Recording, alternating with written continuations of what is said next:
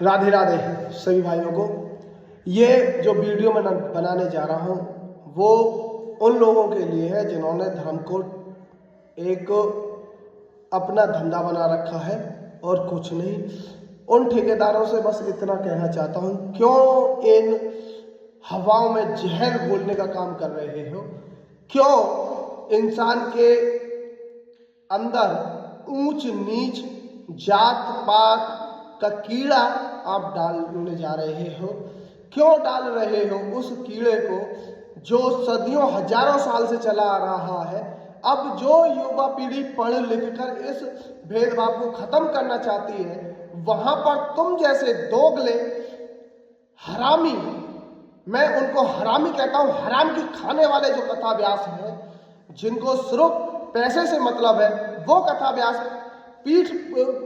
व्यासपीठ पर बैठकर ये कहते हैं कि एक पूरी शूद्र जाति को कोई सुअर बताता है। क्या एक पूरा एक समाज आप उसको सुअर की श्रेणी में ले जाते हो? अरे मर जाओ सालो, तुम वो सुअर हो, तुम सुअर हो, वो समाज नहीं। तुम सुअर हो, तुम वो कुत्ते हो जो दूसरों के टुकड़ों पर पलते हैं। यदि औकात है तो मेहनत करके कमा, तब पता चलेगा। कथा व्यास पर 2-4 मंत्र जाप कर भाषण देकर पैसा कमाना बहुत आसान है, हर कोई कमा लेगा। SC ST OBC वर्ग वाला भी कमा लेगा, लेकिन वो अपनी मेहनत पर, अपने आप की मेहनत पर गर्व करता है और पैसा कमाता है। तुम जैसे भिखारी और नंगों की तरह नहीं है। तुमने पूरे ब्राह्मण समाज को अपमान कर रखा है। तुम जैसे कुत्तों की वजह से पूरा ब्राह्मण समाज आज कटघरे में खड़ा हो जाता है। तुम जैसे लोगों की वजह से पूरा ब्राह्मण समाज शर्मिंदा होता है। बस तुम जैसे लोगों की वजह से। तुमने ही उन युवा पीढ़ियों में ये जहल घोर रखा है कि सर्वश्रेष्ठ ऊंची जाति वो है, नीची जाति है। क्या होती है जाति? किसने बनाई जाति? तुम्हारे बाप दादा ने बनाई जाति?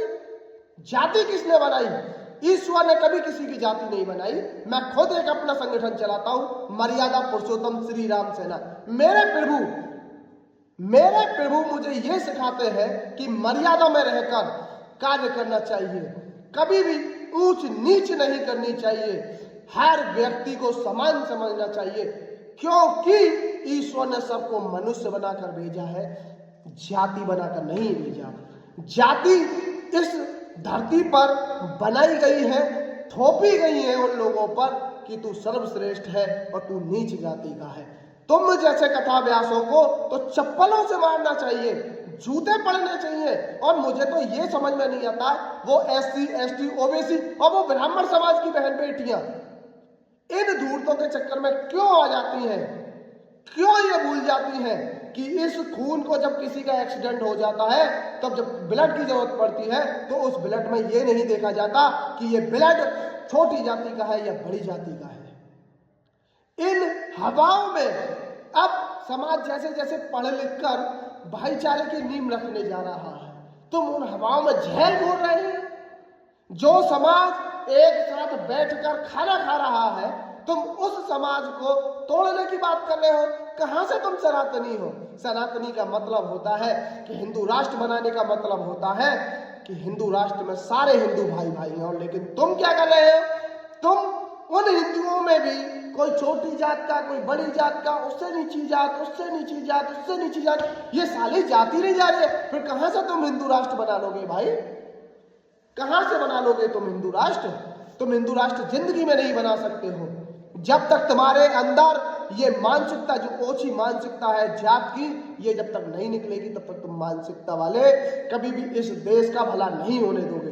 तुम्हें सिर्फ अपनी रोटी सेकनी है, क्योंकि ऐश्वर्य तो तुम्हें लेनी है, डिफेंडर में तुम्हें घूमना है, ऑडियो में तुमको घूमना है। हमें कोई दिक्कत नहीं, तुम डिफेंडरों में घूमो, ऑडियो में घूमो, कोई दिक्कत नहीं। लेकिन समाज में चल रहे एकजुटता के कार्य को तोड़ो मत। हमें दिक्कत उससे है कि मेरे 4 मित्र हो, 2 ब्राह्मण हो, 2 ठाकुर हो, 2 शूद्र हो, और हम सारे लोग मिलकर एक होटल पे खाना खा रहे हैं और वहां पर तुम्हारी ये भाषण यदि कोई सुन ले कि हम तो ऊंची जाति के हैं, हम नीची जाति के, क्या वो दोस्त एक साथ बैठकर खाना खा लेंगे? कभी नहीं। लेकिन आज का समय चल रहा है, खा रहे हैं, पी रहे हैं, शादियों में जा रहे हैं, लेकिन तुम जैसे कुत्तों की ओछी मानसिकता की वजह से उन लोगों के दिमाग में क्या इफेक्ट पड़ेगा, कभी सोचा है? नहीं सोचा। इन हरकतों को बंद कर दो, नहीं तो यही लोग तुम्हें जूते मार मार के वृंदावन से भगाएंगे। हर व्यासपीठ पे से जहां से तुम ये कुत्तों जैसी बातें करते हो, हर उस व्यासपीठ पे से तुमको भगाया जाएगा। मैं अपने संगठन की एक मुहिम चलाने जा रहा हूं, जिसमें यदि कोई भी कथा व्यास यदि किसी भी समाज के लिए आपत्तिजनक बात यदि व्यासपीठ पर बैठकर बोलता है तो उसको जूतों से मारा जाएगा, उस पर कानूनी कार्रवाई की जाएगी और ये डंके की चोट पर होगा। ये भी याद रखना, तुम कहीं के हो, किसी भी राज्य के हो, कितना भी तुम पावरफुल हो, लेकिन तुमको नाक रगड़वाने के लिए, कोर्ट में लाने के लिए ये अकेला बंदा ही काफी है। ये याद रखो। मैं फिर तुमसे कह रहा हूं, मैं निवेदन करना चाहता हूं उन लोगों से जो धर्म की आड़ में अपने धंधे चला रहे हैं, उनसे बस मैं इतना कहता हूं, आपत्ति मुझे उस चीज से है जो तुम इस भाईचारे में, जो ब्राह्मणों के, और आजकल कोई नहीं मानता है, आज के युवा नहीं मानती है, आज की युवा पीढ़ी नहीं मानती है जाति भेदभाव को, लेकिन तुम जैसे कुत्ते उन लोगों के अंदर जाति का कीड़ा भर रहे हो। ये सोच तो खत्म हो जानी चाहिए। अब तुम किसी होटल पे जाकर वहां पूछते हो कि होटल के अंदर कोई वेटर क्या काम कर रहा है, वो किस जाति का वेटर है? क्या तुम शादियों में जाने वाले फंक्शनों में कभी तुमने देखा है? कभी हलवाई कभी नहीं बताएगा। हलवाई तो ये कहेगा कि हाँ ठीक है, ये उस जाति का है, नीची जाति का कोई नहीं। जाति क्या है? हर इंसान सिर्फ इंसान है, जाति कोई नहीं। तुम लोगों ने इस देश को बर्बाद कर दिया है।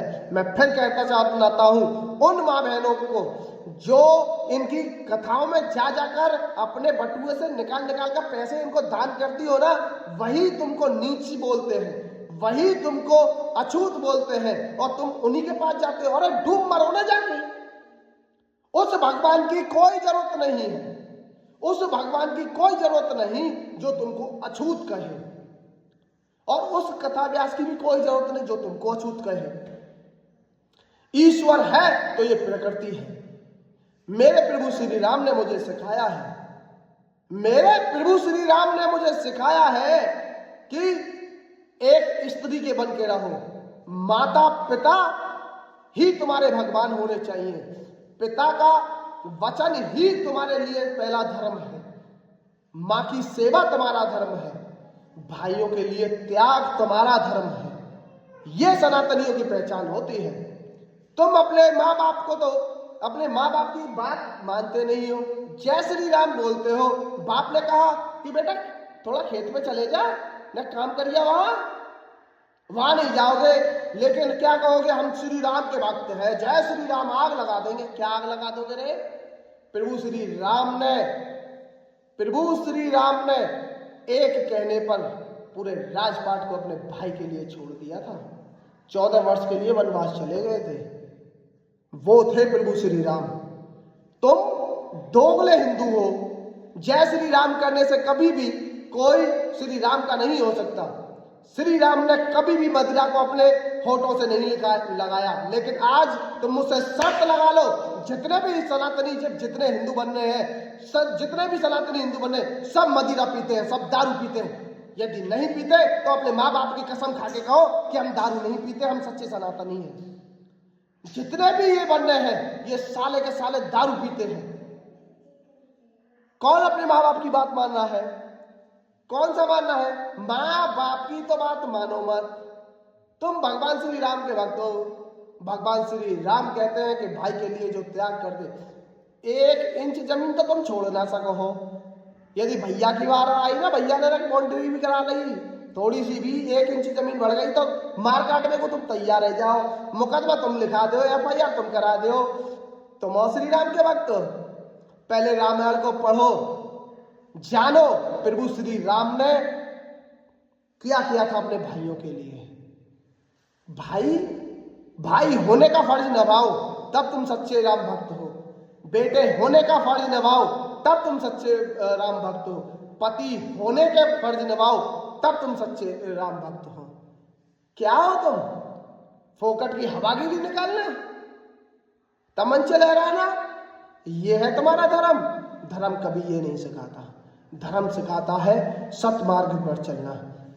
तुम जो हवाबाज हो, कथा व्यासों के चक्कर में आकर अपनी जिंदगी तो खराब कर रहे हो, अपने आने वाले भविष्य को और बर्बाद कर रहे हो इन लोगों के चक्कर में। तो मेरे भाइयों, मेरा हाथ जोड़ के तुमसे निवेदन है कि इन कथा व्यासों के चक्कर में मत आओ।